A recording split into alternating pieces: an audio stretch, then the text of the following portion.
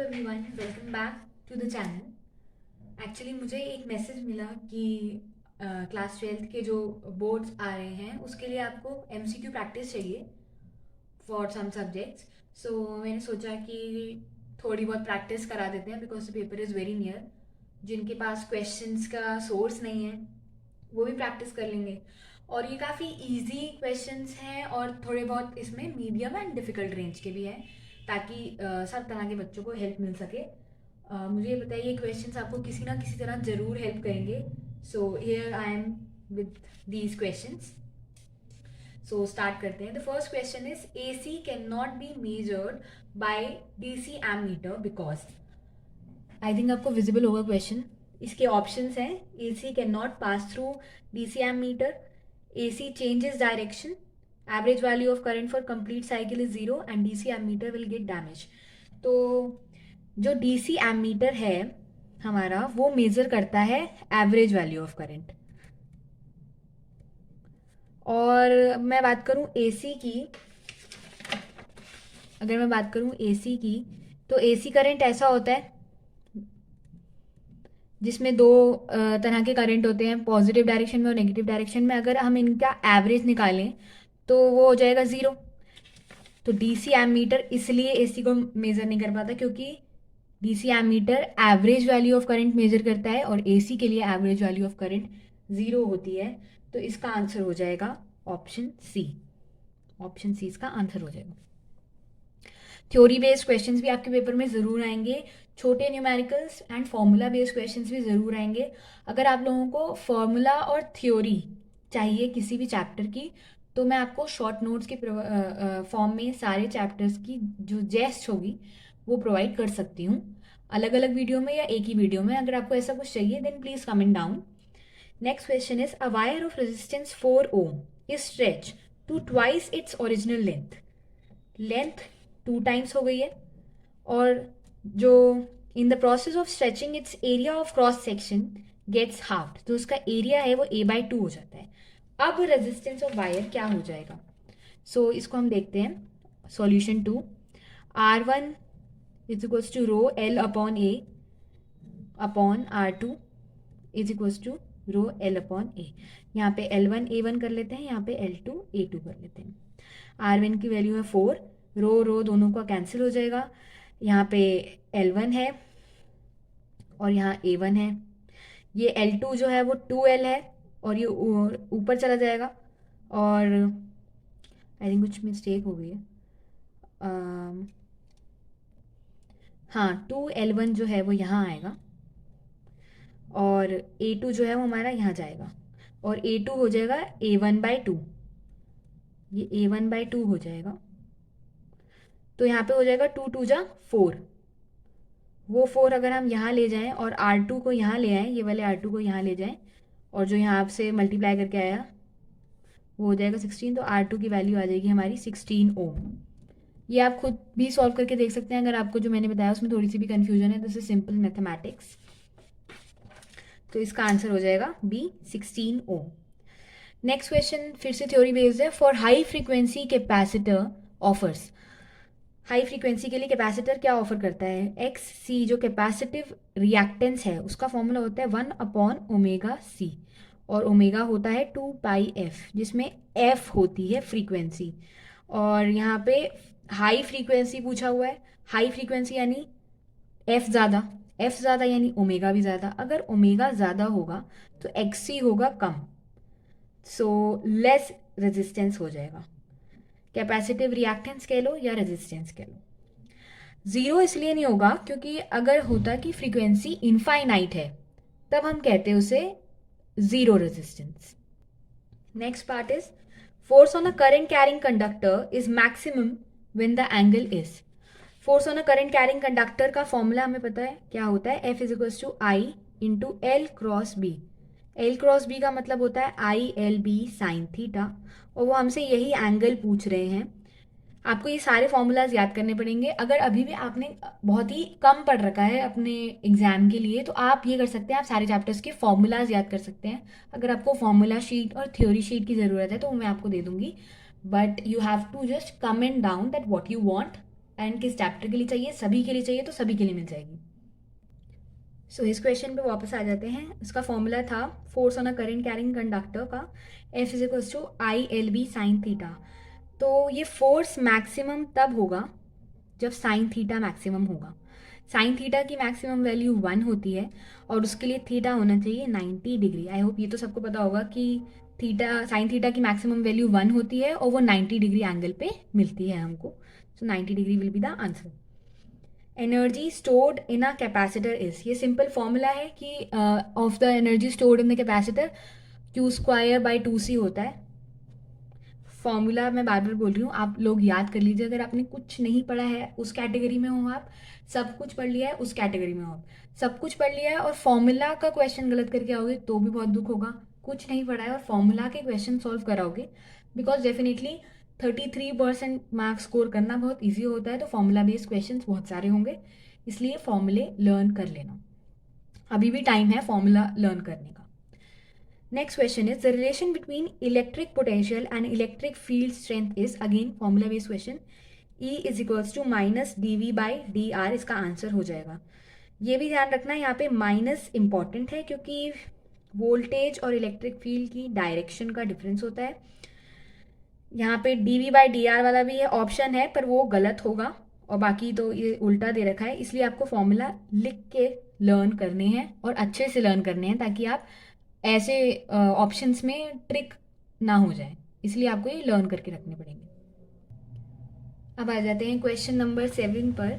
आज के लिए मैं 12 क्वेश्चंस ही लाई हूँ। अगर मुझे पॉजिटिव रिस्पॉन्स मिलता है इस वीडियो का इंस्टाग्राम पे, जो इस चैनल का हैंडल है वहाँ पे या फिर कहीं पे भी, तो I will give you more questions और मैं एग्जाम तक देती रहूँगी अगर आपको ऐसे क्वेश्चंस चाहिए होंगे तो। So next question is an alpha particle and proton. पहली बात तो इस क्वेश्चन में क्या है, अल्फा पार्टिकल और proton are moving in the plane of a paper in a region of uniform magnetic field. अगर आप क्वेश्चन पढ़ने के बाद, लॉन्ग क्वेश्चन पढ़ने के बाद बातें भूल जाते हैं तो आप इंपॉर्टेंट बातें अंडरलाइन कर लें या एक बॉक्स में क्लोज कर लें। Normal to the plane of paper, यानी magnetic field normal to the plane of paper है if the particles have equal linear momentum ratio of radii of their trajectories. तो रेडियस का फॉर्मूला ट्रैजेक्टरीज के लिए होता है R is equals to mv upon QB, this is the formula. So ये हमें बता रखा है यहाँ पे दैट अल्फा पार्टिकल और प्रोटॉन दोनों का मोमेंटम इक्वल है, लीनियर मोमेंटम यानी mv इक्वल है। So formula is R is equals to mv upon QB। mv दोनों के लिए इक्वल है, अगर हमें रेशियो निकालना हो तो mv दोनों के लिए इक्वल है और दोनों सेम मैग्नेटिक फील्ड में है तो मैग्नेटिक फील्ड भी हम कैंसिल कर देंगे। सो Q ऑफ अल्फा नीचे आ जाएगा और Q ऑफ प्रोटॉन ऊपर रह जाएगा। चार्ज ऑफ प्रोटॉन अगर P है तो हमें पता है charge of alpha particle 2p होता है, इसका आंसर हो जाएगा 1:2। आई होप आपको ये कैलकुलेशन समझ आई होगी। जो वैल्यू सेम है, इन क्वेश्चंस की ट्रिक क्या होती है, ये ऐसे क्वेश्चंस में जब मैं इनको सॉल्व करती थी तो मेरे रेशियोज काफ़ी बार गलत आते थे।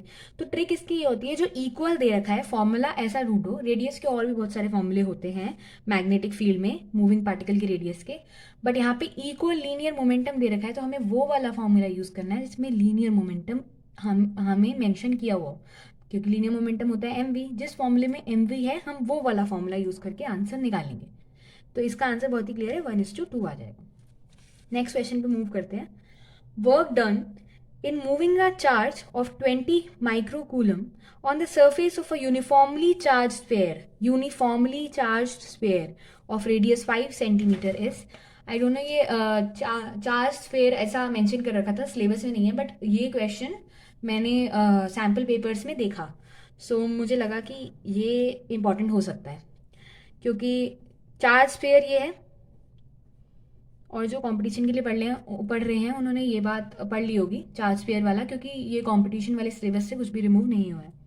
सो चार्ज स्फीयर में हमें पता है charge sphere act as an equipotential surface, यानी इस पर हर जगह पोटेंशियल सेम होगा। और हमें पूछा है वर्क डन। वर्क डन का फॉर्मूला होता है Q into delta we. Again फॉर्मूले याद करना बहुत इंपॉर्टेंट है। Q इंटू डेल्टा वी, अगर V हर जगह सेम होगा तो डेल्टा V हो जाएगा 0। जब डेल्टा V 0 तो work done will also be equal to 0, तो इसका आंसर हो जाएगा 0। ये क्वेश्चंस करते टाइम हमें बहुत ध्यान रखना होता है, क्योंकि कुछ बच्चे इसमें ये नहीं देखते कि यूनिफॉर्मली चार्ज पेयर है, वो सीधा फॉर्मूला लगा के आंसर निकाल लेते हैं और उनका कुछ ए या सी में से कुछ आ जाता है।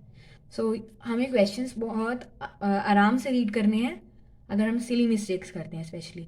और अगर बहुत ज़्यादा सिली मिस्टेक्स होती हैं तो ये अंडरलाइनिंग वाला और क्वेश्चंस को धीरे पढ़ने वाला जो टेक्निक है आपको वो अप्लाई करनी चाहिए। अगर आपको टेक्निक्स चाहिए कि आप अपना एमसीक्यू बेस्ड पेपर कैसे जल्दी से इन टाइम सॉल्व कर लें, तो उसके लिए भी आप कमेंट कर दीजिए, मैं उस पर भी वीडियो बना दूंगी। Let's move to the next question, question number 9। Match the following. ऐसे क्वेश्चंस अब बहुत ज़्यादा आते हैं कॉम्पिटिटिव एग्जाम्स में भी। सो अगर हमारा बोर्ड भी एमसीक्यू बेस्ड हो गया है तो मैच द फॉलोइंग आने के चांसेस बहुत ज़्यादा बढ़ जाते हैं, केमिस्ट्री में भी एंड बायो में भी। और मैथ्स में तो आई थिंक पता ही होगा सबको, मैथ्स के बारे में मुझे ज़्यादा पता नहीं है। So match the following solve करते हैं अब हम। Electric field E due to a point charge is, हमें पता है electric field due to a point charge का फॉर्मूला होता है k q1 q2 E is equals to k q1 q2। अभी तक आपने देख लिया होगा, शायद ही कोई क्वेश्चन है जो बिना फॉर्मूला सॉल्व हुआ हो। हमें जितनी थ्योरी आनी चाहिए उतने ही हमें फॉर्मूले भी आने चाहिए और उतना ही हमें क्वेश्चन प्रैक्टिस भी आनी चाहिए। k q1 q2 upon R square. So अगर हम इस सबको कांस्टेंट मान लें, so E will be directly proportional to 1 upon R square. ये है ऑप्शन सी में, so that is option C इसका आंसर हो जाएगा। Magnetic field B inside a solenoid, हमें पता है इनसाइड अ सोलेनॉइड, ये कॉन्सेप्ट वाली बात आ गई कि इनसाइड अ सोलेनॉइड, एक सोलेनॉइड के अंदर, ये है सोलेनॉइड। मैग्नेटिक फील्ड की अगर हम बात करें एक सोलेनॉइड के अंदर, तो मैग्नेटिक फील्ड 0 होता है सोलेनॉइड के अंदर। सो यहाँ पे ऑप्शन दे रखा है directly proportional to R to the power 0, यानी आर पे डिपेंड नहीं करता है magnetic field inside a solenoid. So इसका आंसर हो जाएगा ऑप्शन नंबर डी। तो यहाँ मैं डी लिख देती हूँ। उसके बाद है electric field due to system of charges. तो हमें पता है जब हम सिस्टम ऑफ चार्जेस की बात करते हैं तो ये जो पॉइंट वाला फॉर्मूला है, इसी फॉर्मूले में हम पोजीशन वेक्टर ले आते हैं दो चार्जेस का। सिस्टम ऑफ चार्जेस में ऐसे बहुत सारे चार्जेस साथ में होते हैं, तो दो चार्जेस के बीच का पोजीशन वेक्टर फॉर्मूला में आ जाता है। So is electric field will be directly proportional to R cap upon R square, which is in option E. Magnetic field due to a current carrying conductor at a point, magnetic field due to current carrying conductor at a point, इसका answer होगा directly proportional to 1/r। Again this is on the basis of formula. फिर आता है E electric field due to an electric dipole at a point on axial line. एक axial line वाला होता है, एक इक्वेटोरियल पॉइंट वाला होता है। दो फॉर्मूले होते हैं इलेक्ट्रिक डाइपोल के लिए, and I think magnetic dipole syllabus से हटाती है and dipole is an important topic, तो इलेक्ट्रिक वाले से क्वेश्चन एक्सपेक्टेड है ही। इसका आंसर होता है 1/r³। ये अप्रॉक्सीमेशन से 1r³ आता है, तो इसका आंसर हो जाएगा ऑप्शन ए और इसका हो जाएगा ऑप्शन बी। नेक्स्ट क्वेश्चन है which of the following graphs, again graph वाले क्वेश्चन भी आ सकते हैं, जैसे मैच द फॉलोइंग इंपॉर्टेंट है, जैसे ग्राफ्स इंपॉर्टेंट है। और एसी चैप्टर में से बहुत ही कम चीज़ें हटाई गई हैं। I think power factor is removed और भी कुछ छोटा सा topic wattless current, I think पता नहीं, बहुत ही छोटे टॉपिक्स आई गेस रिमूव हुए हैं। सो ग्राफ्स तो सारे, अगर ग्राफ का कोई भी क्वेश्चन आएगा तो मैक्सिमम चांसेस हैं वो करंट इलेक्ट्रिसिटी से आता अगर सीरीज और पैरेलल वाला होता, बट वो है नहीं सेल्स का सीरीज और पैरेलल, तो ग्राफ का क्वेश्चन आएगा और वो आएगा एसी से। So all graphs are very important for AC, जितने प्रैक्टिस कर लोगे उतना ही बेटर है, क्योंकि ईजी ग्राफ्स होते हैं जो क्वेश्चंस आपको मिलेंगे उसमें से ही कोई ग्राफ आपको पेपर में भी मिल जाएगा। Which of the following graphs represent the correct variation of inductive reactance XL with angular frequency? Again, this is formula based. XL जो inductive reactance होती है उसका फॉर्मूला होता है ओमेगा इंटू एल। तो XL वर्सेस ओमेगा का अगर हम ग्राफ बनाएंगे इस फॉर्मूले में L इज अ कांस्टेंट, सो ये डायरेक्टली प्रोपोर्शनल होगा, तो ग्राफ ऐसा आ जाएगा। ये भी हमें अगर आपको ग्राफ्स भी सीखने हैं तो मैं एक छोटा सा जेस्ट बता देती हूँ कि ग्राफ्स कैसे करते हैं। अगर कोई भी रिलेशन इन्वर्स हो, जैसे X C is inversely proportional to omega C होता है ना, तो अगर कोई भी रिलेशन इन्वर्स हो तो उसका ग्राफ ऐसे बनता है, और कोई भी डायरेक्टली प्रोपोर्शनल हो तो उसका ग्राफ ऐसे बनता है। अगर वो एक दूसरे पे डिपेंड ही ना करे तो उसका ग्राफ ऐसे बनता है, कांस्टेंट। ये बहुत ही बेसिक ग्राफ्स हैं, और ये बहुत इंपॉर्टेंट बात है, आपके बहुत काम आएगी कॉम्पिटिटिव एग्जाम में भी। इससे क्वेश्चन देखते ही अगर आपको रिलेशन पता है तो आंसर फटाफट आ जाता है। Now let's move to the next thing, internal resistance of a 4 volt cell which gives a current of 0.2 ampere through a resistance of 10 ohm is, ये भी सिंपल है, फॉर्मूला बेस्ड है। सो इसका फॉर्मूला, अगर आपको सेल वाले फॉर्मूला याद नहीं रहते तो V इज इक्वल्स टू आई, और जो फॉर्मूला है इससे सारे फॉर्मूलाज बाहर आ जाते हैं। V इज इक्वल्स टू आई, यहाँ पे इंटरनल रेजिस्टेंस ऑफ सेल की भी बात कर रखी है। अगेन मैं आपको कह रही हूँ, अगर आपने थोड़ी बहुत प्रैक्टिस कर रखी है और आपको चैप्टर के बारे में थोड़ा बहुत पता है तभी आप ये क्वेश्चंस कर पाओगे।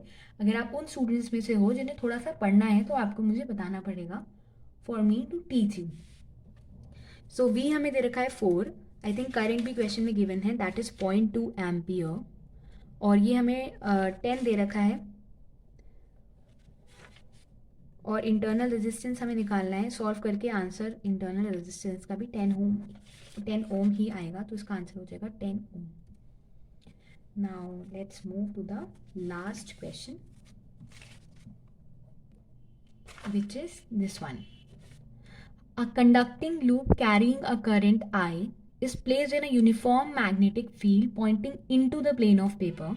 Into the plane of paper वाला magnetic field ऐसा होता है, और out of the plane of the paper वाला ऐसा होता है। ये एक एरो को लेके बनाया गया है। अगर एरो अंदर की तरफ जा रहा होता है तो मैग्नेटिक फील्ड अंदर होता है, अंदर की तरफ जा रहा है, और एरो बाहर की तरफ आ रहा है तो हमें एरो का क्या दिखेगा, पॉइंट, एरो का हेड का पॉइंट दिखेगा हमें।